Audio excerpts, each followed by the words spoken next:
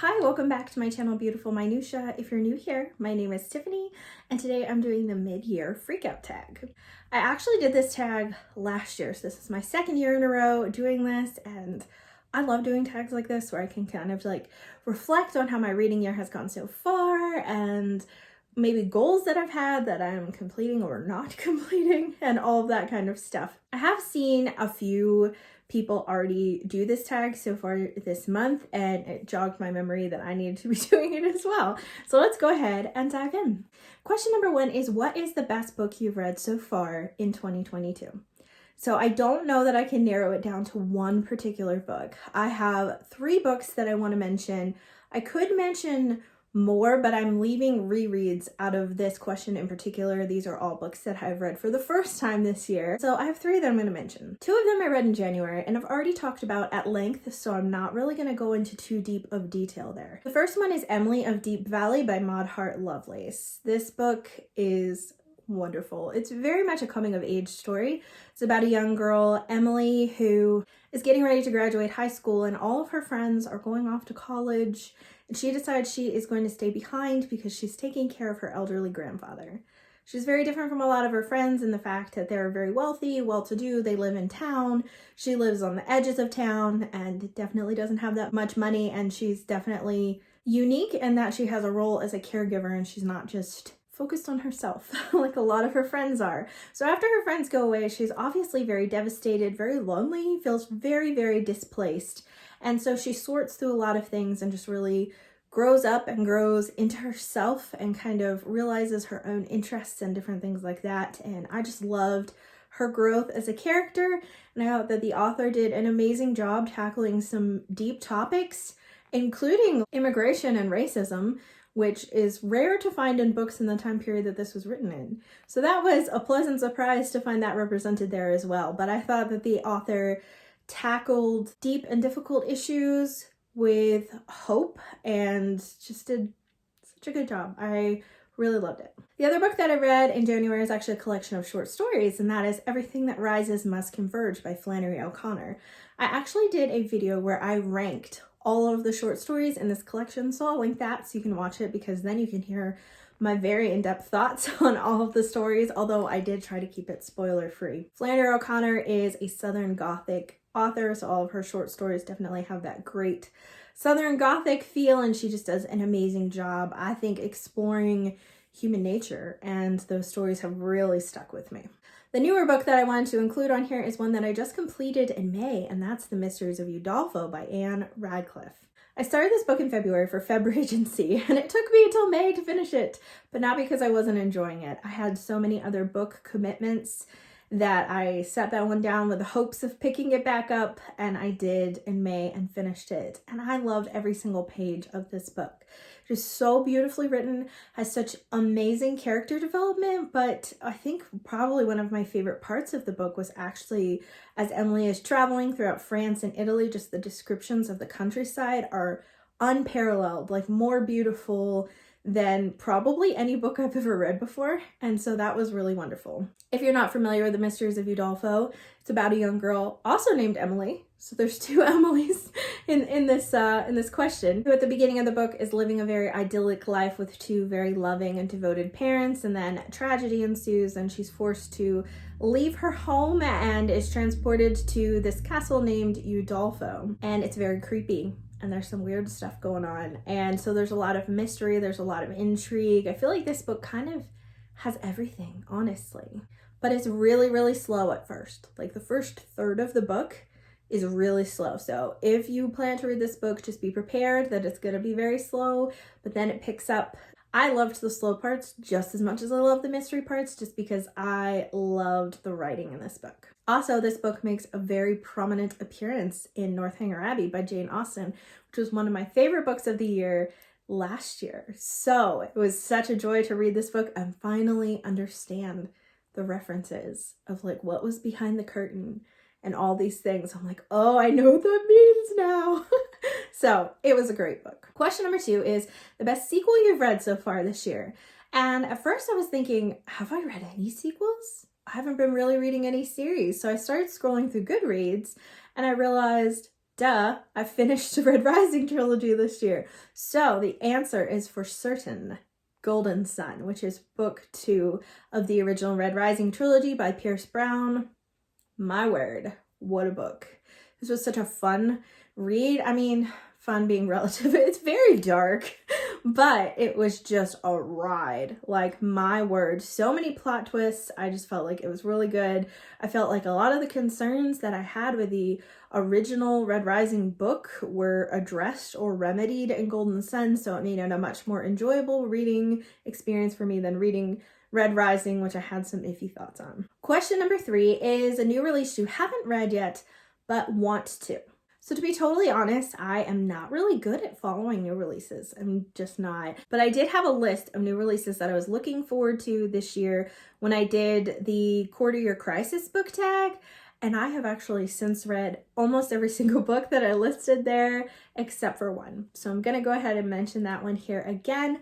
That book is Omar Rising. I think the author is Aisha Saeed, but I'll have a picture here, so we'll have the author's name on it.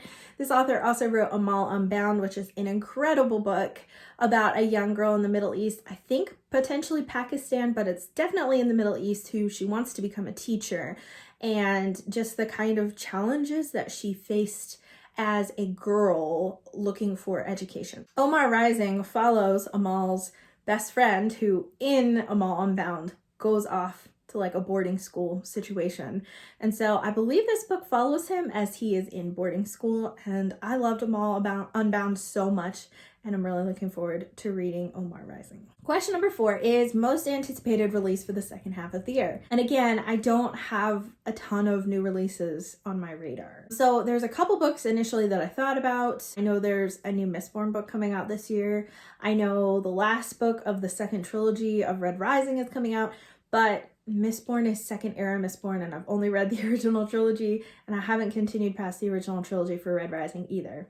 So it's like I am excited for them, but I have some catching up to do before I can read them. But then I realized that the next Keeper of the Lost City book comes out in November. So that is probably the new release that I am most looking forward to. We actually have that book on pre-order. And we never pre-order books, mostly because I love to thrift books, so I don't spend full price on books. But my daughter actually used her Christmas money to pre-order this book. The cover is gorgeous, and I'm really looking forward to it. I've really enjoyed this series. I think the new book is called Stellar Loon, or something similar to that. But yeah, that's probably the most anticipated new release, not just for myself, but also for my daughter. Question number 5 is biggest disappointment of the year. And I have a couple of those. The first one is actually Ariadne by Jennifer Saint, which I read in January. And I had really high expectations for this book. I love Greek mythology. I love like fairy tale retelling. So I'm like, oh, a Greek myth retelling. This is gonna be great. And initially I really liked the writing style, but then I don't know. So Jennifer Saint does not really deviate from the myth of Ariadne at all, which I wasn't familiar with. The second part of her myth, I was familiar with the part about the Minotaur, and then that was about it. Anything that happened after that, I didn't really remember, or maybe I didn't know it. So that was kind of new for me. But the book in general, while I liked the style of the writing, I just didn't feel connected to the characters at all. So when bad things would happen to Ariadne or her sister, I was just like, oh, that really stinks. But there were parts that I could tell were supposed to be eliciting this emotional response from me, supposed to be making me cry, and I just didn't care. So it's not that the book itself was terrible, because it wasn't. It just didn't really do anything new, and I didn't really have an emotional connection to it. So it was a disappointment in that way. I know lots of people have enjoyed it, and maybe you did too, but it just didn't live up to the hype for me, unfortunately. Another book that didn't live up to the hype for me was News of the World by Paulette Giles. That book was just a mess for me. I thought it was really written in a very dull and not engaging way. There were weird time jumps. There were no quotation marks. So that made it really confusing to differentiate who was speaking, whether someone was speaking or whether they were thinking, because it's not like their thoughts were italicized. It was just really, really weird. There was very big plot inconsistencies that were glaring. I just felt either bored or super frustrated with most of that book. I did like the subject matter, and it made me want to read some nonfiction books about children who were taken by Native American tribes and then returned to their families, and then their inability to reintegrate back into white society after having lived with Native Americans for even a short amount of time. I thought that was really fascinating. I would love to read more books about that, but I don't know how Paulette Giles took such a fascinating topic and made it really boring. Again, it's a well-loved book, so I'm sorry if my opinion is very different from yours, and I hope that you did enjoy it more than me, because I really just didn't, unfortunately. Okay, biggest surprise of the year is question number 6. I'm just gonna mention one. It's actually one that has not been in a wrap-up video because I just finished it, although I did talk about it a bit in a reading vlog that I posted recently. But that would be The Lies of Locke Lamora by Scott Lynch. I don't know why I loved this book. I felt like I shouldn't. Not because it's a bad book, but because it's just so out of the norm of books that I would normally pick up and enjoy. This is a fantasy about these young orphan boys who were sold to this man who is like the thief maker, and he basically trains them to be expert thieves. So we've got like the timeline of when they were children, and then also the timeline of them as adults, and it switches back and forth a lot, which can feel a bit pacey and a bit jarring at times. But I was just so interested in it. I was interested in the world. I grew really, really attached to the boys. And I liked how Scott Lynch wrote this fantasy world, because he would talk about things kind of like they were normal instead of just giving these massive info dumps. And little bit by little bit, we'd get a bigger glimpse of this world and more of an understanding of it. And I just really liked that, as opposed to super info dumpy books, although there's a time and a place for info dumps, and you certainly need them sometimes in fantasy worlds to understand what's going on. But I just liked the way that he almost like left a breadcrumb trail more than just like this big dump of everything at once. You'd get little snippets, and I liked how that was written. But yeah, it just surprised me. It just wasn't the kind of book that I would normally even pick up. I got it at a library book sale for 25 cents, and the only reason I picked it up is because I know it's one of Murphy Napier's favorite books ever, favorite series ever, and so I was like, oh, well, I'm not spending that much money on it. And then after I got it, a whole bunch of people warned me and was like, this book is really violent, it has lots of language and all that stuff, and it does, and that's normally not things that I read either, but I just loved this book. I loved it so much, and I'm really looking forward to continuing with the series because I love the characters and I love the world. Question number 7 is a favorite new author, debut, or new to you. I did read a couple of debuts this year, but unfortunately I didn't love them, so I can't put those in here.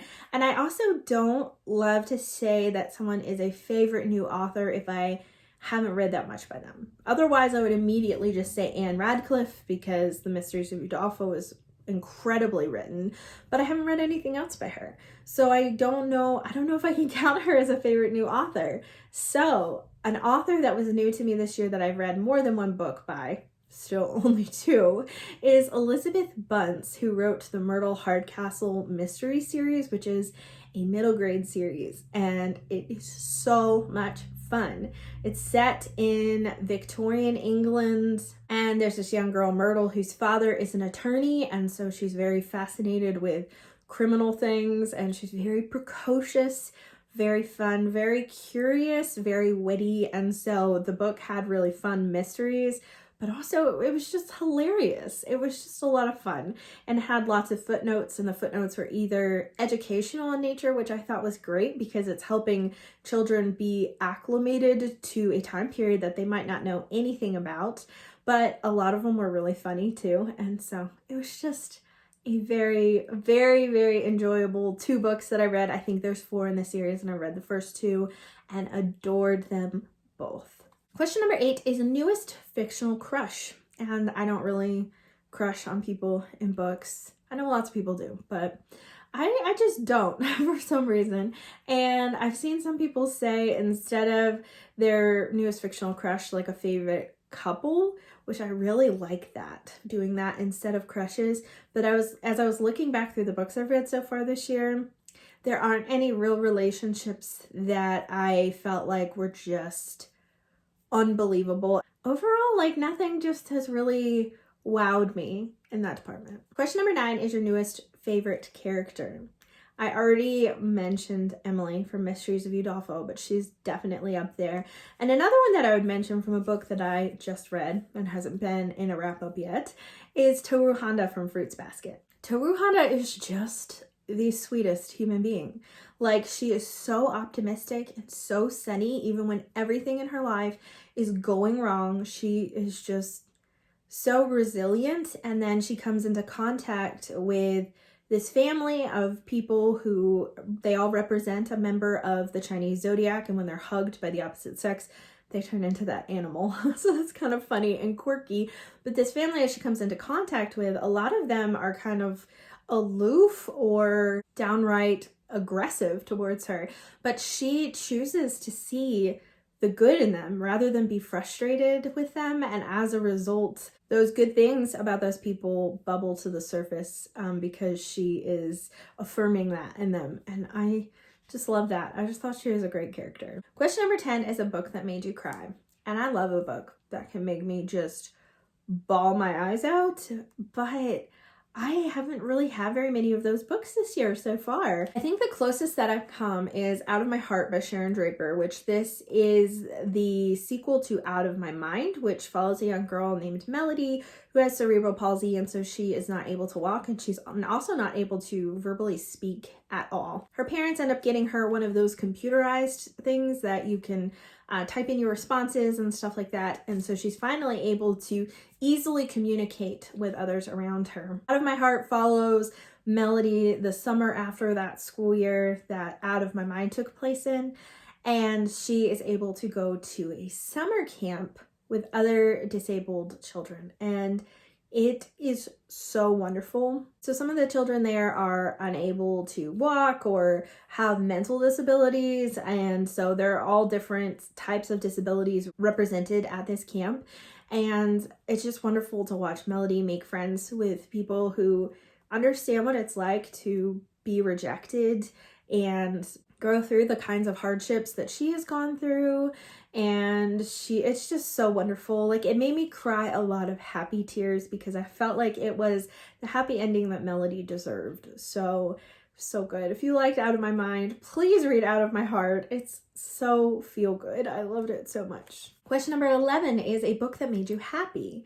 So I did already mention Out of My Heart, and like I said, I wasn't going to really talk about rereads very much, but Our Mutual Friend, I reread that for the 3rd time this year. Every single page of that brought me so much joy. So much of it made me laugh. Some of it made me feel very nostalgic since I have read it before, but it was just really, really wonderful. And then a surprise book that made me happy is not one that I've discussed very much on this channel because it was a read aloud to my daughter for school, and that is The Jungle Book by Rudyard Kipling.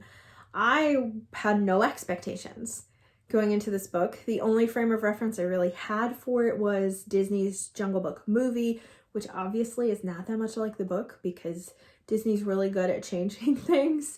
But anyways, it was so great. So the first 3 chapters of the book is Mowgli's story, but then that's only like the first quarter or third of the book or something like that. The rest of the book is stories of other jungle animals. And so much of this book made me laugh out loud, and my daughter too, and it ended up being one of our favorite books from the entire school year.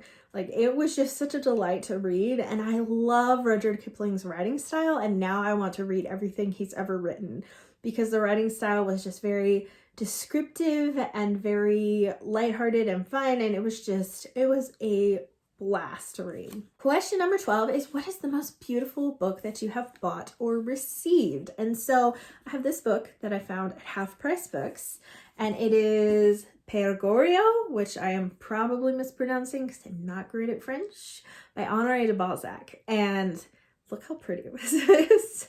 I have not read a ton of French literature, but I would like to read more. I love to read translated works and just explore that kind of stuff. So this is a new author that I haven't read before, but I've heard wonderful things about this particular story and have had a lot of people recommend it to me. And I'd had the paperback on my Amazon wish list for forever. So when I got Christmas money and then we went book shopping in January, I found this edition at Half Price Books for cheaper than the paperback on Amazon. And it's beautiful. It's got the gilded edges. The front's really pretty too. It's in like perfect condition. Oh, there's illustrations. I haven't even really flipped through it that much. But yes, I would say this is probably the prettiest book that I have bought so far this year. I have quite a few books in editions similar to this, and they just make me so happy and they look so pretty on my shelf. And the last question. Question number 13. What books do you need to read by the end of the year? So many. So many. I am doing horribly with my classics TBR. I've made a decent dent in my nonfiction TBR and on my reader rid project. Both of those, I'm not exactly where I wanted to be, but I'm not too far off. My classics TBR, I have completed 3 books off the list of 13, and one of those 13 books is Lord of the Rings, so that's technically 3 books, so that's 15 books total. So I am not doing well with that, and some of them I already have plans for, like a good chunk of them. I already have plans for Victober or different other months, or to fit certain prompts for reading challenges, so there is a reason why some of them have been delayed, but some of them I don't have a good reason. I just haven't gotten to them. So that is probably something I really need to focus on for the second half of the year. Well, that is the mid-year freak out tag. I'd love to hear from you in the comments down below. What is the best book you have read so far this year? What has been the most disappointing? I hate when that happens, and unfortunately it did happen to me a few times this year. And if you have a YouTube channel and you haven't done this tag yet, please do, because it's so fun to see everybody's answers. Thank you so much for watching. If you like this video, please hit like and also subscribe so you can continue to see more bookish content from me, and I will see you again next time.